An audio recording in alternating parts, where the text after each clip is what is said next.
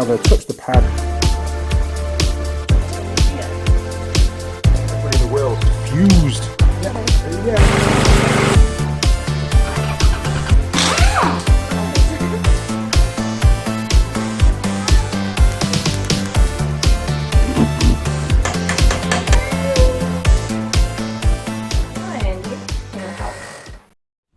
Morning crew, and welcome back to the Andy Mechanic YouTube channel. And here we are in the sort of new workshop that's, well, half done at the moment.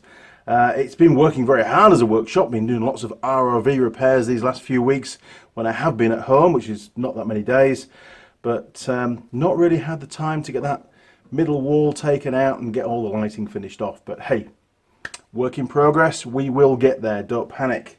In the meantime, let's make another video. Now, I made a couple of videos quite some time ago now on the Makita.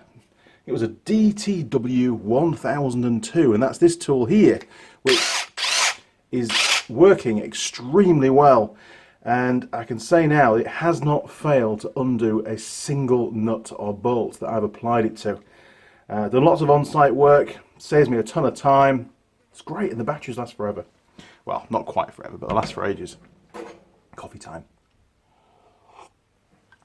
Now, in the first video, there were two videos that I've made so far. In the first video, really, it turned out to be a complete fail, looking back. The bolt that I used, which was actually part of a CV joint, obviously wasn't rated for 1,000 Newton meters. The bolt did start to stretch, and of course, the results of the test were all null and void. So I thought, hey, let's give it another go. I sourced the correct bolt. God knows where it is. I do still have it somewhere, but moving workshop, it's in a box. And that bolt was rated for about 1250 Newton meters. Big, heavy industrial bolt. And I did a second video with Sam, and we had a rig and tested it. And we did up the nut with the tool, as tight as the tool would do it. And we were, banging away with the tool for about a good 30 seconds, I would say, to make sure basically that the nut wouldn't get any tighter by using the impact wrench.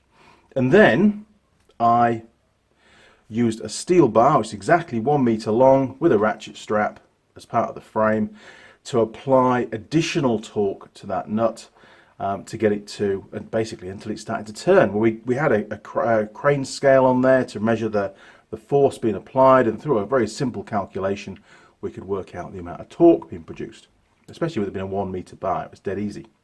So it turned out that if we got to 102 kilograms of pull force, approximately, we were getting about 1,000 Newton meters of tightening torque on that nut, and we got to about 120 Newton meters of pulling force on the bar with the ratchet strap, and still the nut hadn't moved, and that equated to over 1,200 Newton meters. And I basically had to stop the test at that point and say, well, that's in my opinion a pass. But, and there's a big but, well, there's a few buts actually. One is, many viewers said, hey Andy, you should have been testing it by undoing the nut and not doing the nut up. And I was thinking, I don't believe that that's correct. But let's do a little bit of research and find out. Also, I got ridiculed for the dangers that I exposed Toolgirl Sam to. Ladies and gentlemen, the rig was amply strong enough for the forces involved. Remember, the bolt was pretty much around where the vise was, and the ratchet strap was rated for 2,500 kilograms safe working load, and we were only applying 120 odd kilograms, so it was well within its working load capacity. So that wasn't going to fail. My welding often, I think the only time it's ever failed was on that rig. I think it was in the first video, can't quite remember, first or the second video. Just by the sheer vibrations being caused by the Makita, it actually broke free one of the strengthening bars on the rig, just a stay which was on the box section where the nut was housed. So it's been bugging me for a long time, so I went out and I purchased a torque adapter. Now this is a digital tool that will measure well, there's a number of functions on it, but we're going to use it to measure maximum torque applied. But we can also use it to apply the initial torque, and by using the same device to do both, it will eliminate any kind of calibration issues between this and, let's say, a torque wrench. You know, we're going to use one tool to do everything, and then that way that's one more variable removed. Now of course there's going to be lots of comments saying, hey, you're wrong, you should do it this way, do it this way. But the sheer fact is, if you tighten up a nut to a set torque, let's say 80 Newton meters, as you're tightening that nut up, you're overcoming dynamic friction. And now once you've stopped tightening, so let's say your torque wrench, you get to the torque that you want, the dynamic torque that you want, and it goes click, and you release the torque wrench, so now the nut or the bolt has stopped moving.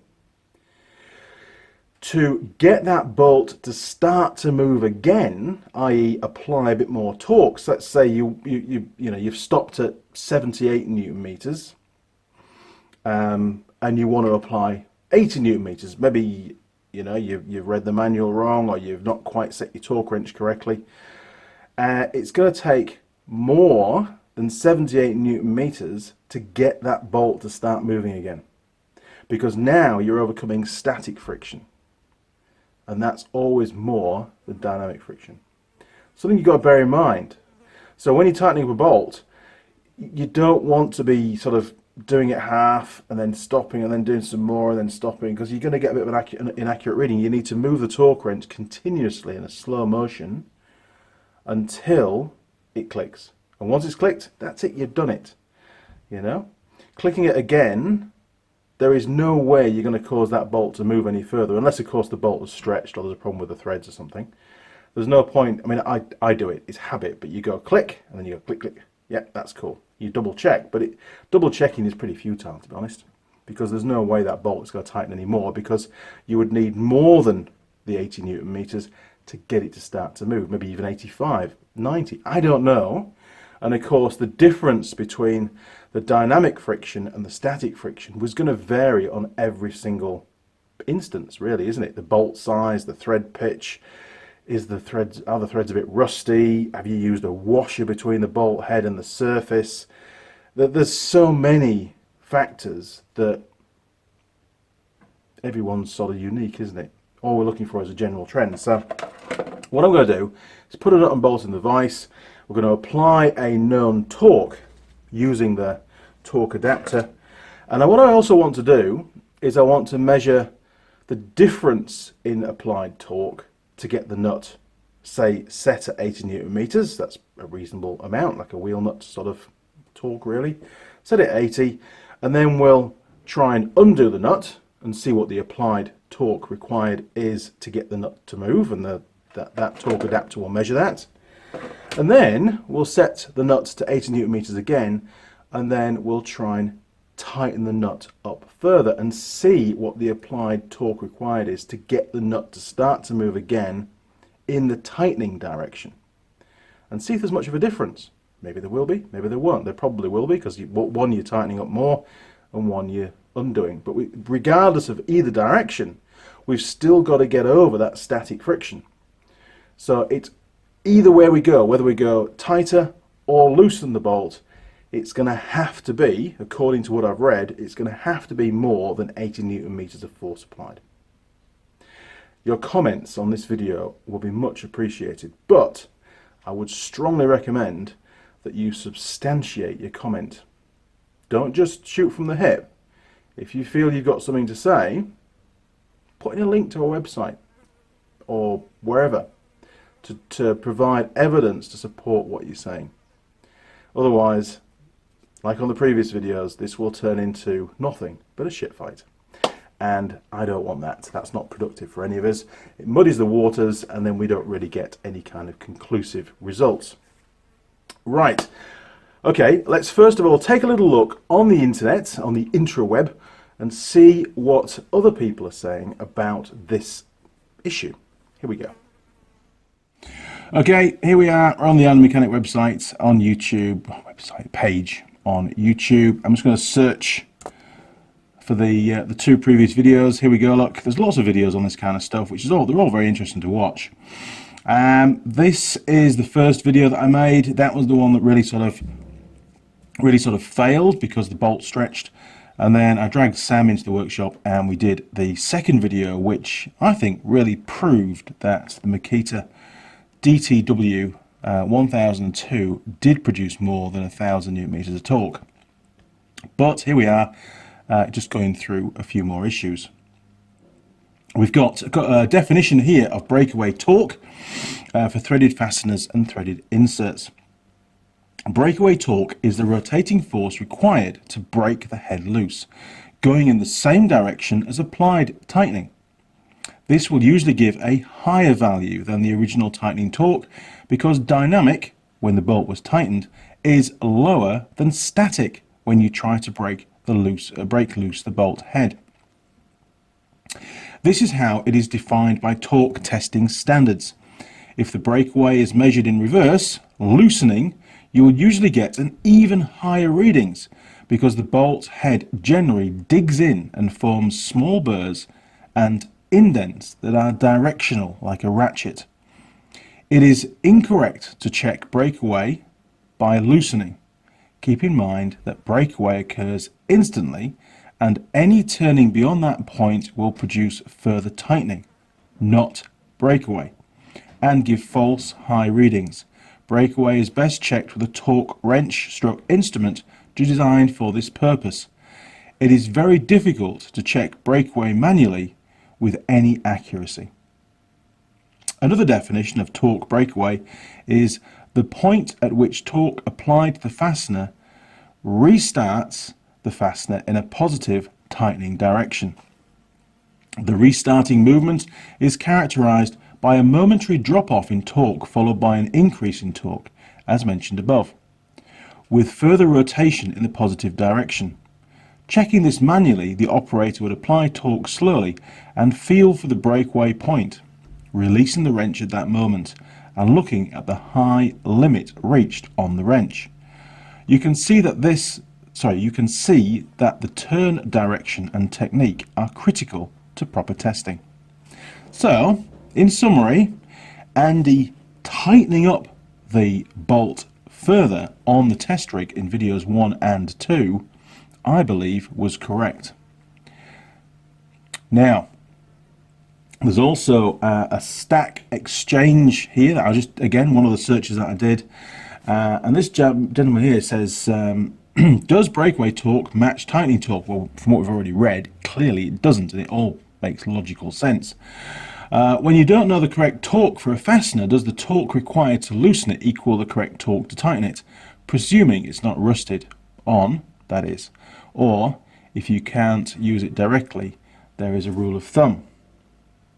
Okay, so no, absolutely not. During tightening, the torque you're putting in gets used in 3 different ways. 1, overcoming the friction between the head of the bolt and the joint surface. That's why if using a washer and putting grease on that washer makes a big difference. 2, overcoming friction between the threads.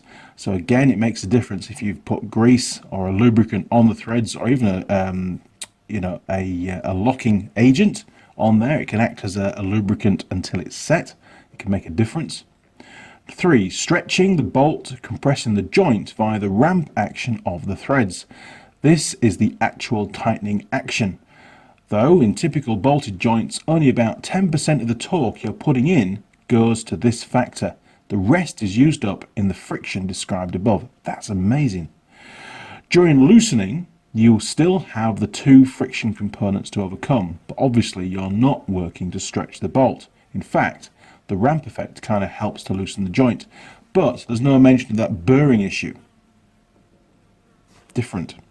You can sometimes establish a relationship between tightening torque and loosening torque for a given joint, but it's not very precise. I would agree with that. Sometimes people talk about restarting torque, i.e. the torque required to tighten a bolt just a little bit more than it previously been tightened.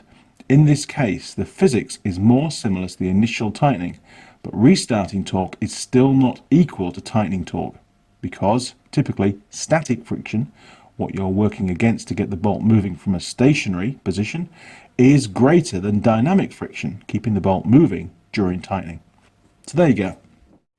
Okay, so we've done a little bit of research now, stuff that I hadn't really done before I made the video. It was I did everything in those two videos as to what I thought it was going to be, the logic behind it. And I'm pleased now that the research sort of supports what I was saying, but it puts it in slightly more technical terms, which is probably a bit more important, isn't it, really? Okay, so we're getting to the fun part of this video now. My apologies for all the waffle and the talk and the reading off the screen and stuff, but I felt it was important to get some basics, you know, a line drawn in the sand as to what it is we're trying to achieve, and a bit of background between dynamic torque and static torque. Okay, I need a nut and bolt. Right, I'll go find one and we'll get it put in the vise. Then we'll take some measurements. Here we go. Well, after a bit of rummaging around, I've actually managed to find the original bolt that we tested with Toolgirl Sam, and you can see the indents on the nut there. Look where that socket, that Tang Tools socket is. Hammered the crap out of it. And not a mark really on the socket. It's done incredibly well. Sure, it's taken the paint off, but unreal. Yeah, poor bolt. Okay, so we've got a few washers on there as well, so that's great. We'll get this mounted in the vise. Now, I know that it's well over the job, and we're only going to apply, well, I don't know, let's do 80 Newton meters. Okay, now obviously this bolt is rated for well over 1200 Newton meters. It is a 10.9 JH, if you can see that clearly on there, don't know who JH is, but it's 10.9. It's going to be a coarse metric. Right, we'll get it slapped in the vise and let's take some readings. Here we go. Yes, I know, I've not fixed the vise yet. One day. Okay, so we'll slap that in there, and I'm just making sure there's still clearance above those washers. So I suppose the washers will act a little bit like, you know, a number of steel plates being clamped together, which is a pretty fair test, I think. Right, so we've got the nut's currently loose, as you can see there, look. Got the socket, which is a 41mm with the original, still got the paint marks on from doing that last video. That was probably about a year ago, almost a year ago, I would say. Okay, we also need the torque adjuster, so we'll just turn that on. And it's on peak. We don't want it on peak at the moment, we just want it on trace, so we can set it at 80 Newton meters. Easy. You'll pop that into there. Brilliant. And we've got the all new Tang Tools 3/4 inch power bar. Cheers, Brandon. Is there a part number on there? Nah, there's no part number. But hey, you'll find out on the website. Okay, let's get this cranked up to 80 Newton meters. Now, I found a new function on this. Now, I've only had it a couple of days. I just wanted to show this with you, so we'll turn it back on again. Now, obviously, we've got the peak and the trace. That's peak and that's trace. No bother. We can also set it down here to give us a warning when we achieve the torque setting that we want. So let's crank this up. There we are, look. So that was the original 80 Newton meters we were going to go for, but I was reading on the side here, and this unit has been wrongly packaged. It says here range is 200 to 1000 Newton meters. No wonder it's 3/4 drive. That's phenomenal. So we need to do something that's within range. So let's do, let's say 250 Newton meters as our sort of torque setting, our dynamic torque setting, and then we're going to read what the breakaway torque is. Loosening the nut, so the peak torque, loosening the nut, and also tightening the nut. Getting the nut to turn from the 250 Newton meter setting. Okay, so we'll crank that up.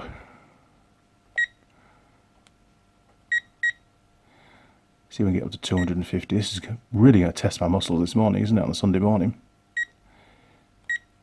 Come down a bit. There we go. Okay, so it should beep at us once we get to 250 Newton meters. Jeez. Okay, here we go. Now, I'm not entirely sure how well this is going to film, because obviously it's going to rotate on us. I'm Might have to keep moving the camera around. But when we get close, it should start to beep. Well, there we go. Look, we've got some turning going on. So about 130 coming up. There we go. 140, 150. Geez, I have to hold on to the bench here. 180, 190. Okay, so we're getting close. It's giving us a warning. There we go. Okay, so about 253 newton meters. Let's write that down. So about 253 newton meters, and we're going to first of all do the loosen, and then we'll do the tighten.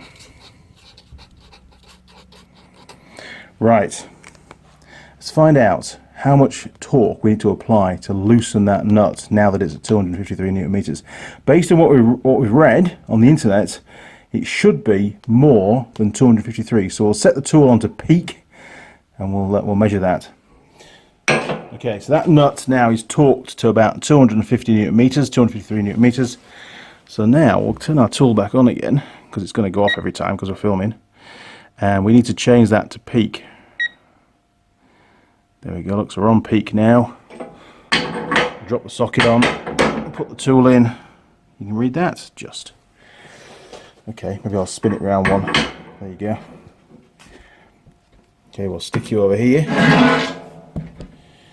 And you can watch what's going on, which is the whole idea of a video, isn't it? Okay. So, let's see what the peak torque is to loosen that nut. Just very slowly bringing that torque up.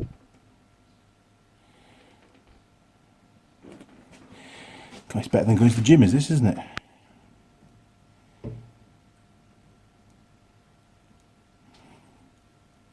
Approaching 200. Oh, there we go, look. Okay.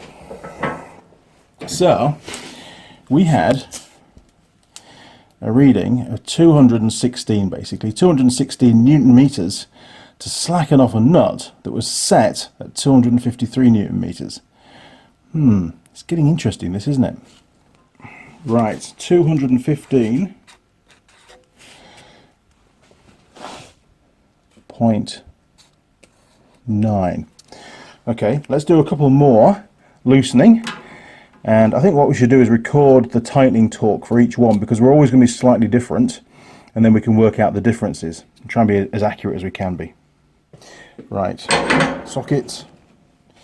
Let's turn this back on again. It's going to take ages, isn't it, this? Okay, and we just want trace, and we need to set it to 250. There we go, look, we're still on 250, so it'll give us a bit of an alarm. Right. See if I can muster up enough strength now to make this work again. Okay, I'll just go around again. There we go.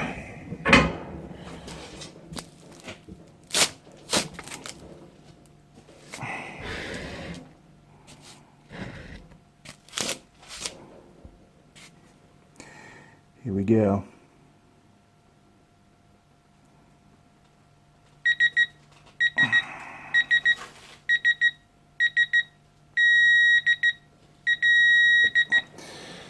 Right, 251 I think that time round.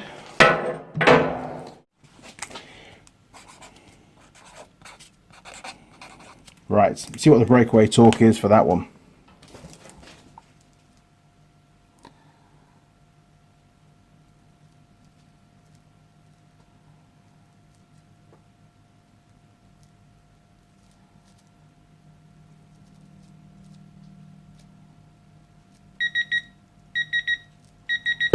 Oh, man. Okay, slightly different. 224.2. 224 point. Quite a bit of difference going on there, isn't there? You know, it was set slightly lower, took more torque to break it free. But still, this goes against what we've read. It's still less than the applied torque, whereas the first document we read on the internet implied that this should be higher. Interesting. Right, one more. Best out of three. Okay. Let's bring you around a bit. There we go, look.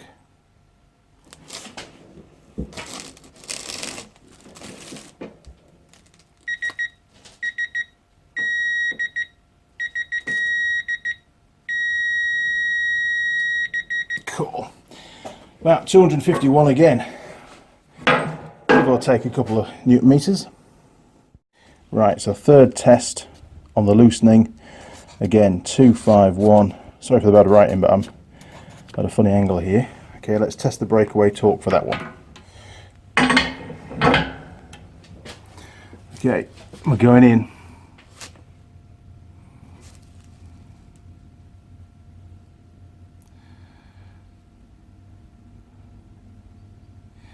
Halfway.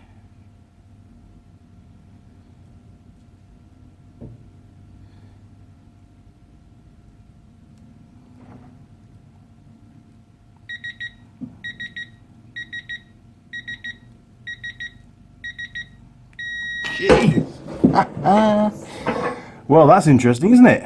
259.3. That is more.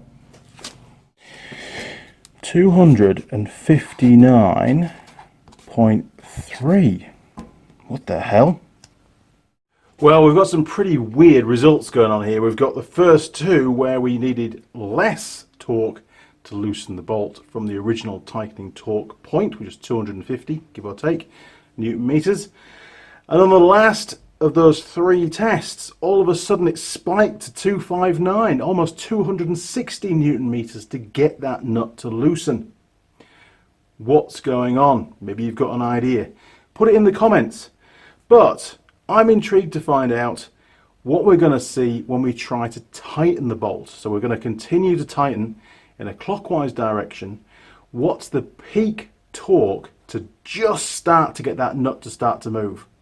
And that's the breakaway torque, because that is going to overcome the static friction of that nut, and the static friction has to be more than the dynamic friction. It's not what we found, is it? Bye. Let's crack on.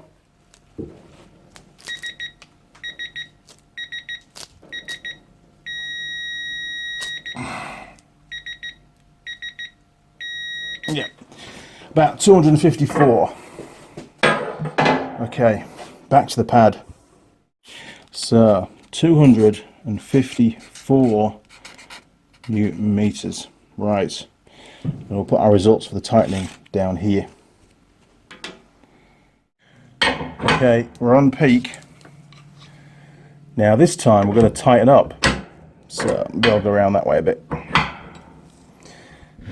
Can you see? You can just. I'll try not to knock you off the bench. Okay, so as soon as the nut starts to turn, I'm going to stop, and that should give us a reading for the peak torque applied to overcome that breakaway torque.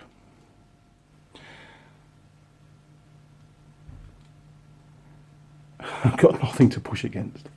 I can't touch that. Okay, here we go.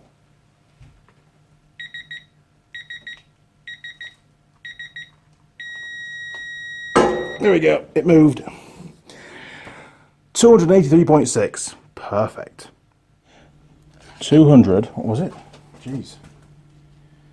283.6 newton meters. Okay, so we've got two more to do in the tightening.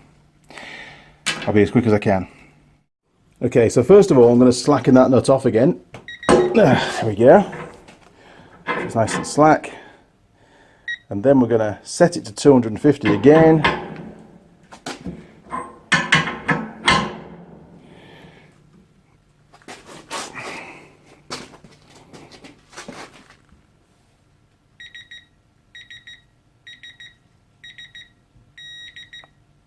There we go. 253.1. Perfect. Right, 253.1 newton meters. Okay, let's see what it's going to take to break that one away. Okay, let's set that on peak. There we go. Okay, remember we're tightening up again and we'll stop, just tighten the vise a bit, there we go, and we'll stop as soon as the nut starts to move.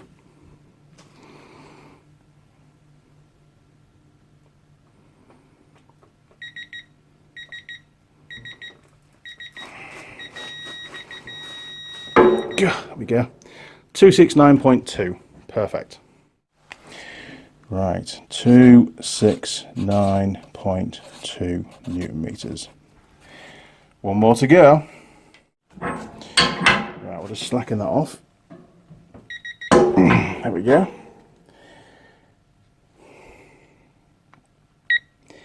And we'll set it back to 250 again.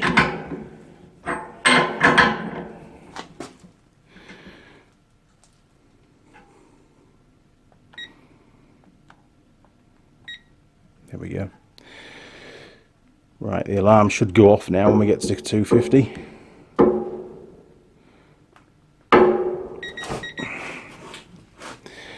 It's getting quite creaky now. Maybe we need some oil on it.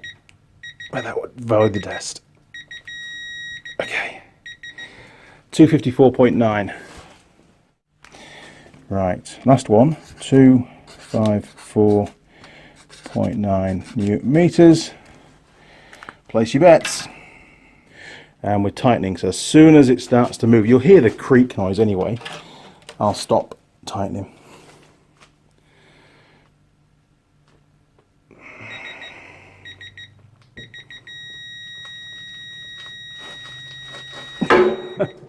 $279.5. God, please, that's over. Right, 279.5 Newton meters. We need to work out some differences. Okay, I've transferred the results onto a larger piece of cardboard so we can do some sums. So I've just worked out the differences. Now, obviously on this loosen test here, we've got 251 Newton meters was the set torque for the nut, but the breakaway torque, loosening it, was 259.3, which was the anomaly. It was greater and not less. So this one sort of, you know, follows what we've read on the internet. These two don't. What I'm looking at is the difference in torque, the additional torque required to, you know, break that nut free. So I want to take the average of these three. The difference on that one is 8.3 Newton meters. My maths could be wrong. Somebody can tell me if I should include a negative in there. But I think it should just be the difference that we should look at, the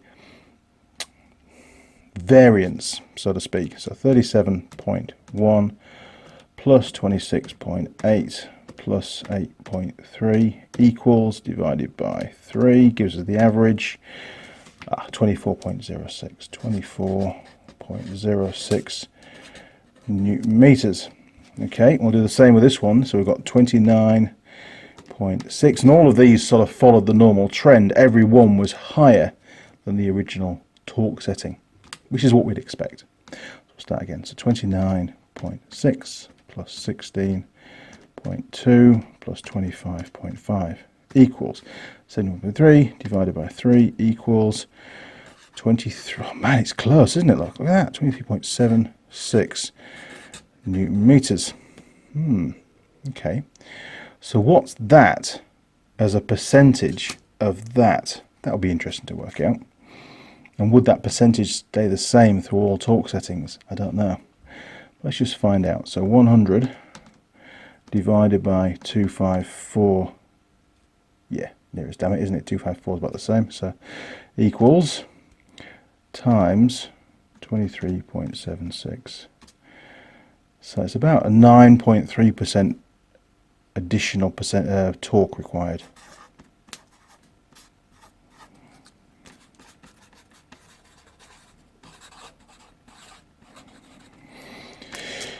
Interesting. Okay, so the results are in. What did we aim to prove in this video? Well, I aim to prove, should you, when testing the torque, turn the nut further clockwise if it's a right hand thread to continue to tighten the nut to work out the breakaway torque, or should you loosen the nut? Remember, the original videos were to ascertain how much torque the Makita impact wrench had applied to that nut. Now, from this test, we've found that there's about a 10% variance between what the nut is set at during the dynamic setting, the dynamic torque, compared to the static, which is where you're trying to get the nut to move from stationary. And we've found, just through this particular test, and it's by no means conclusive, but it gives us an idea, that about the same amount of additional torque is required to move the nut. Now, obviously, if you tighten the nut, that's a positive additional torque. If you're loosening the nut, on these findings, 2 out of 3 at least, we needed less torque to get the nut to move. Now, that's going to vary enormously on the surfaces between the nut and the steel surface or whatever surface it is. How much friction is between that nut and the surface, because there's a lot of the energy is going to other places. It's not just about the clamping force between those sheets of steel, or in this case washers, replicating sheets of steel. So interesting. Give me your thoughts, because that's what this is all about. I can't give you a conclusive factor, but I have done some testing to give us some results to talk about. Who knows? There might be another video on this once I've got more information, but I feel vindicated, good word, vindicated, that my original testing on the rig continue to tighten the nut to ascertain the torque applied by the Makita. However, I didn't take into account the breakaway torque. So when I took a reading of, the nut hadn't moved at 1,200 and something Newton meters. It was still stationary. So I can't believe that the additional torque to move that nut would have been in excess of 200 Newton meters. We've got a 10% here. So we set it to 1,000, 10% is 100, not 200. You see where I'm going with this? So I'm pretty confident that the Makita tool the impact wrench did apply at least 1,000 Newton meters to that original nut that's here in the vise, that nut and bolt combination. How would you conclusively prove this test? Well, you'd have to have some kind of a sensor, measuring the clamping force between the two components being clamped by the nut. I think that would be the most. It would eliminate all these friction things, and it would just say, okay, what clamping force do you want? Did you achieve that? Because obviously some of the force that we're applying to that nut is being used upon other friction, within that nut bolt combination. So there's no real guarantee that the actual clamping force you're getting is consistent, based on the torque setting or the torque applied to that nut. Depends on many factors. And maybe I'll do some more of this. Maybe we'll grease up a nut and bolt after we've tested it dry and see just how much difference that makes. But under those circumstances, we really would need a clamping force sensor. I need to do some more research, don't I? Okay, crew. Well, if you enjoyed this video, why not click on the subscribe button? You'll see a little gear icon turn up. Click on the gear icon, and then you can tick the box and turn on notifications. And our friends down at YouTube, well, they're going to send you an email as and when I upload any new videos. And I am trying to get back into the swing of things. We've just moved workshop. Well, I said just 2 months ago I moved workshop. I've got a lot of structural stuff to do. This whole wall's going to come out. It'll be open plan. It'll be a lot better than the old workshop when it's finished. At the moment, it really isn't. Plus, I've got a ton of work going on outside. I've got ROVs kicking around to do service work on, and that's taking up a lot of my time too. And I'm at work. I work Monday to Friday, all over New Zealand doing my job. So it's very difficult to have enough time to get everything done. So just hang in there. My apologies. I'll do my very best. You'll also find me on Facebook, Instagram, and Twitter. Google Plus has long since gone, or if you're watching this video as soon as it goes up on the YouTube channel, it'll be going in a couple of weeks. So maybe, just a word of warning, if you've got some stuff on Google Plus that you want to retrieve images and stuff, maybe now's the time to do that. I don't know whether they'll be lost or archived or what. So if you want them, get them. Okay, crew. Well, it's been great doing this test. Thoroughly enjoyed it. Sorry it's taken me so long to get a torque adapter.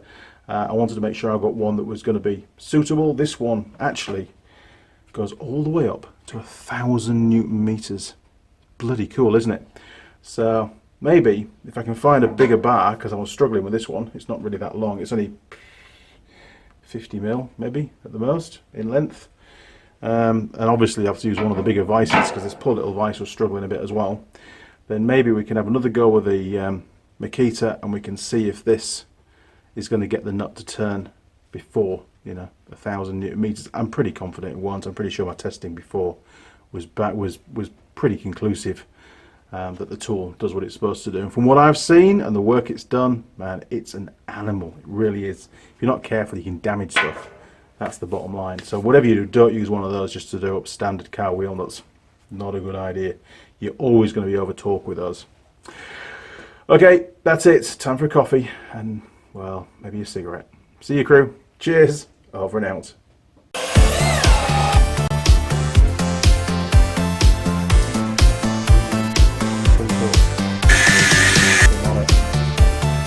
And you get the flick up again. Oh! Really.